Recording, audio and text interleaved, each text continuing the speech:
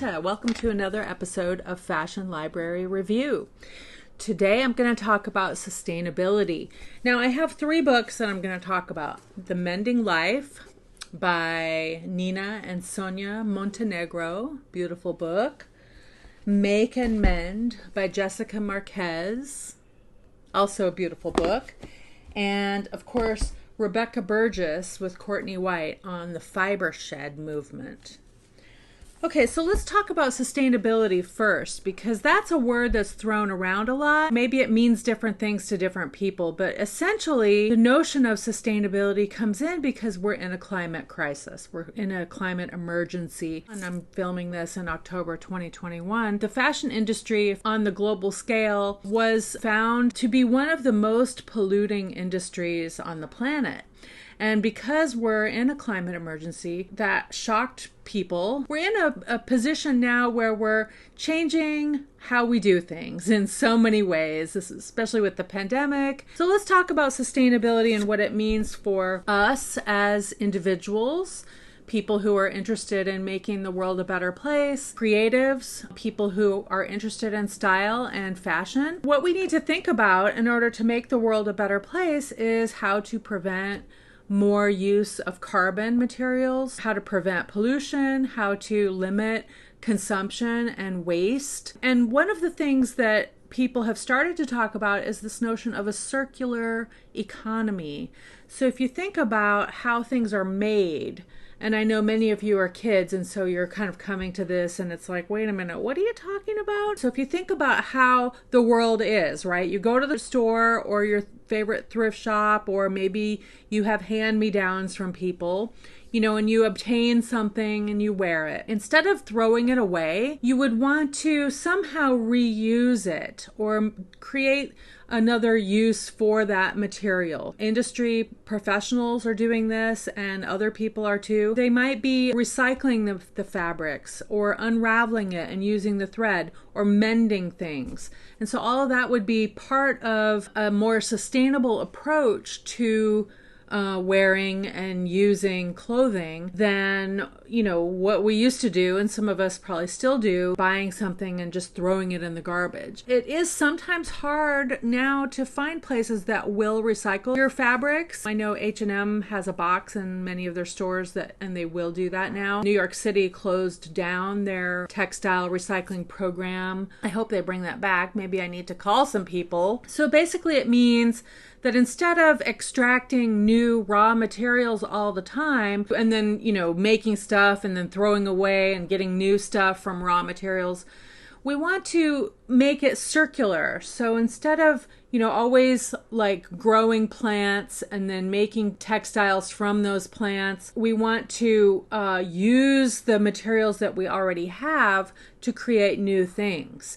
So there's lots of ways you can do that as an individual, and you can use your purchasing power to help guide businesses towards doing more healthy and healthful practices. Let's talk for a second about other things you can do as an individual. You can look for, of course, places to recycle your clothing items. You can buy organic fabrics, which would be based on more healthy and healthful farming practices, helping the farmers and the people that touch the fabrics be less affected by chemicals and have the planet have less chemical waste. You can also buy natural fibers. And so traditionally there are 4 natural fibers: cotton, silk, wool, and linen. Those all are biodegradable because they're natural.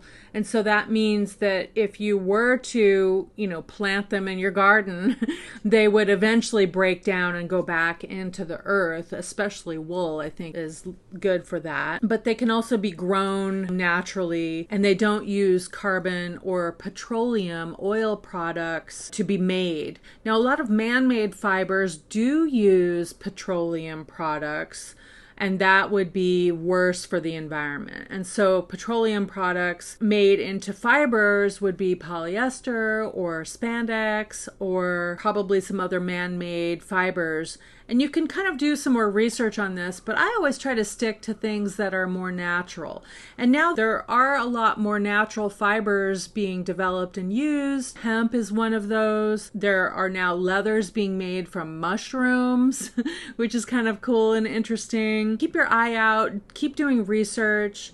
Another way to think about this is slow fashion. A few years back, there was this movement towards slow food that kind of moved from fast food and fast production to being more about taking care to buy organic, taking care to make your own food.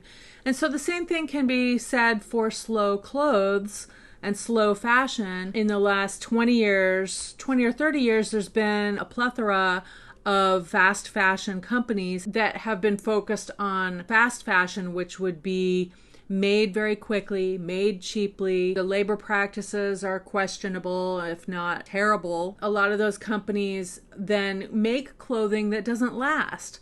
So if you were to purchase an inexpensive garment and then put it into the wash, it would fall apart or shrink or basically not have very long of a lifespan. And so a slow fashion movement would be more interested in getting a garment that would last, even if it is styled in such a way that's trendy or fashionable. You could either restyle it, or maybe it would just be one of those iconic pieces that would last the test of time and continue to stay with you. That's a little shift in mentality, a shift in behavior to begin to approach our clothing lives based on more sustainable practices and circular economy. The books I want to show you today are based on the idea that slow fashion also would be mending our clothes. And so here's two books, Make and Mend, and then The Mending Life. And both of these are really great ways to begin. This is sashiko inspired embroidery. Sashiko is a Japanese technique. I'll do another episode just on sashiko, but this author is showing us how to do it. So this is like a hands-on book. And she also has other dyeing techniques, shibori, which is also a Japanese technique, and as well as doing some other kinds of mending on denim, patching, patchwork, quilting. Here's an example of her mending on denim. Oops, it's upside down, which is beautiful. And patching and patchwork are now back in style, probably because of this new emphasis on sustainability. And of course, historically, patchwork has been made from used clothing. Back in the old days when things were slow, people would use old dresses and shirts and cut them up and patch them together and create quilts. And quilting historically has been done with hand sewing. Of course, you can do it on your machine now too, which is faster. And, I know we're all in a rush. So that's a really cool book. And then I also like this one, The Mending Life Handbook for Repairing Clothes and Hearts. They talk about darning, patching, other common repairs, and then doing things beyond mending as well. So you can reinforce leggings, the seat of a pair of pants. You can patch things, re-sew buttons, reattach belt loops, and they show you how to do all of that. They even talk about mending down jackets, how to mend tiny tears and things. When you're thinking about sustainability, the other kind of deeper level of it, and I'll just touch on this briefly, Fiber Shed, Rebecca Burgess with Courtney White, she's really talking about on the farm level and creating communities that support positive and healthy farming, as well as harvesting plants and then using the plants. Because, slavery was based on harvesting cotton. In our efforts to change the world and make the world a better place, we really want to try to get beyond bad labor practices as well as bad climate practices. And so this is a nice book, and I'll share with you some of these ideas. There's a lot in there. It's kind of more of a grown-up book and maybe even more of an academic book, but I'm kind of nerdy like that, so I like stuff like that. I want to actually read to you the Sustainable Development Goals. The United Nations developed a year or two ago this set of Sustainable Development Goals, and we want to support that. And so I'm going to do more on this as we go forward in life, but I want to just introduce these to you now. There are 17, so bear with me. This isn't just for the United States, this is for the globe, the whole entire world. Number 1, no poverty. Number 2, 0 hunger. Number 3, good health and well-being. Number 4, quality education. Number 5, gender equality. Number 6, clean water and sanitation. Number 7, affordable and clean energy. Number 8, decent work and economic growth. Number 9, industry, innovation, and infrastructure. Number 10, reduced inequalities. Number 11, sustainable cities and communities. Number 12, responsible consumption and production. Number 13, climate action. Number 14, life below water. Number 15, life on land. Number 16, peace, justice, and strong institutions. And number 17, partnerships for the goals, Sustainable Development Goals established by the United Nations. So I know that's a lot, and if you're a kid, don't worry.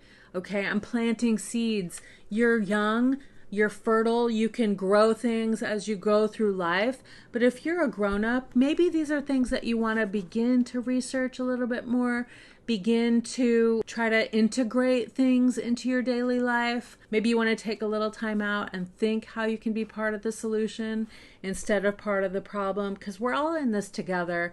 And, you know, I'm a big fan of Ben Franklin, and he always had little sayings that he made up. Things like, a stitch in time saves 9. Oh my gosh, what does that mean? Well, if I have a hole in my dress, and if I let it go, it's going to get bigger. But if I stitched it up right away, then it would be done. I would have it mended.